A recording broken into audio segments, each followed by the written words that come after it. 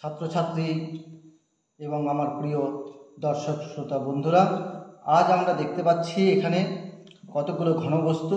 সেই ঘনবস্তুর মধ্যে আমরা যে বিষয়টি আমরা একটু গুলিয়ে ফেলি যে প্রিজম এবং পিরামিড কোনগুলোকে বলবো, কখন আমরা পিরামিড বলবো, কখন কোনটাকে আমরা প্রিজম বলবো।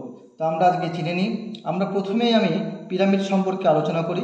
আমরা দেখতে পাচ্ছি যে এই যে একটি ঘনবস্তু, এই ঘনবস্তুর তিনটি মাত্রা রয়েছে, দৈর্ঘ্য, প্রস্থ, উচ্চতা। তো এখানে ভূমিটা আমাদের কিন্তু ত্রিভুজ, ভূমি ত্রিভুজ এবং প্রতিটা তল, পার্শ্বতলগুলো যেগুলো রয়েছে পার্শ্বতল, সেই পার্শ্বতলগুলো ত্রিভুজ, কিন্তু ভূমিটাও এখানে ত্রিভুজ। যেহেতু ভূমি ত্রিভুজ, তার জন্য এই পিরামিডটির নাম আমাদের ত্রিভুজাকার পিরামিড। আমরা পিরামিড চিনলাম যে আমাদের সাইড অর্থাৎ পার্শ্বতলগুলো যেগুলো রয়েছে সেগুলো কিন্তু অবশ্যই ত্রিভুজ হবে, ত্রিভুজাকার হবে। আর একটা নির্দিষ্ট বিন্দুতে গিয়ে আমাদের শীর্ষবিন্দু আমরা দেখতে পাচ্ছি। এখানে আমরা শেষ অংশ এটা পিরামিডের। আর এটা যেহেতু তলটা আমাদের ত্রিভুজাকার, তার জন্য এটা ত্রিভুজাকার পিরামিড। একইভাবে আমরা দেখতে পাচ্ছি এটা বর্গক্ষেত্র, তাই না? বর্গক্ষেত্রাকার পিরামিড এটাকে বলবো। তাহলে এর সাইডগুলো যেটা বললাম আমি, যে পার্শ্বতলগুলো, আমরা অবশ্যই পার্শ্বতলগুলোকে আমরা কি বলবো? পার্শ্বতলগুলো অবশ্যই কি থাকবে? ত্রিভুজ থাকবে। তখন এই ধরনের পিরামিডটির নাম, এটা অবশ্যই পিরামিড হবে। পিরামিড চেনার একটাই উপায় যে সাইডগুলো ত্রিভুজ হবে আর একটা শীর্ষবিন্দু থেকে মিলবে। যেহেতু এটা আমাদের তলটা আমাদের বর্গাকার, তার জন্য এটা বর্গাকার পিরামিড। একইভাবে প্যান্টাগন, অর্থাৎ এটা পঞ্চভুজাকার, পাঁচটা বাহু রয়েছে, পাঁচটা বাহু তলটা, তার জন্য এটা পঞ্চভুজাকার পিরামিড। এই যে সাইড আমি যেটা বললাম যে ত্রিভুজ রয়েছে, একটা শীর্ষবিন্দুতে মিলিত হয়েছে। তাহলে আমরা পিরামিড চিনলাম। তাহলে প্রিজম কোনটাকে বলবো? আমরা এখানে যেগুলো দেখতে পাচ্ছি ঘনবস্তু, এগুলা কিন্তু আমাদের প্রিজম।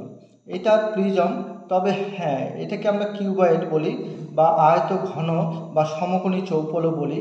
এর তলটি আয়তাকার, এটা আমাদের এক ধরনের প্রিজম। প্রিজম চেনা যাবে হচ্ছে যেভাবে আমাদের তল রয়েছে সেভাবেই উপরের তলটাও হবে, একদম সেইভাবে মিলে যাবে উপরের দিকে।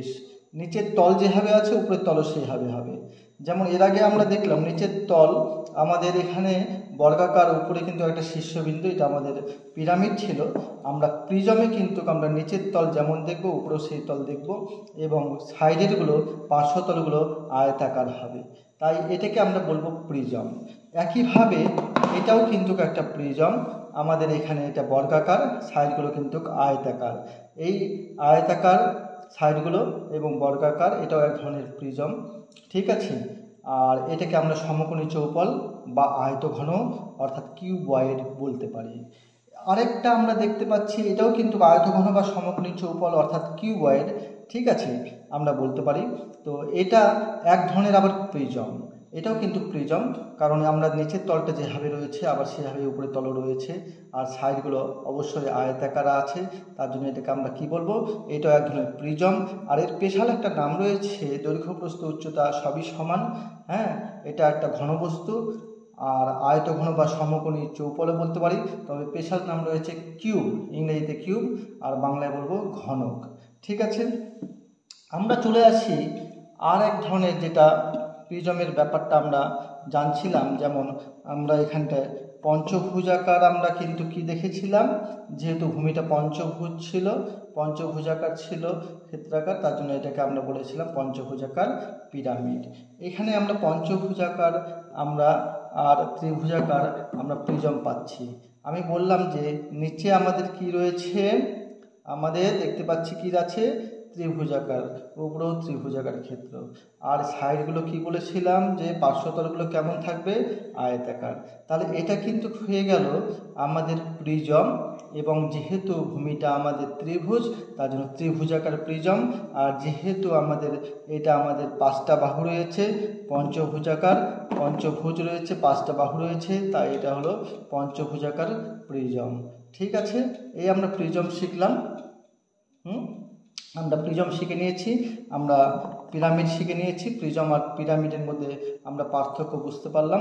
আগামী দিনে আমরা এই সব বিষয় নিয়ে আমরা কিন্তু অঙ্ক অঙ্ক করব যে কীভাবে এদের আমাদের পার্শ্বতলের ক্ষেত্রফল, এদের আয়তন, আমরা সমগ্র তলের ক্ষেত্রফল কীভাবে বের করব।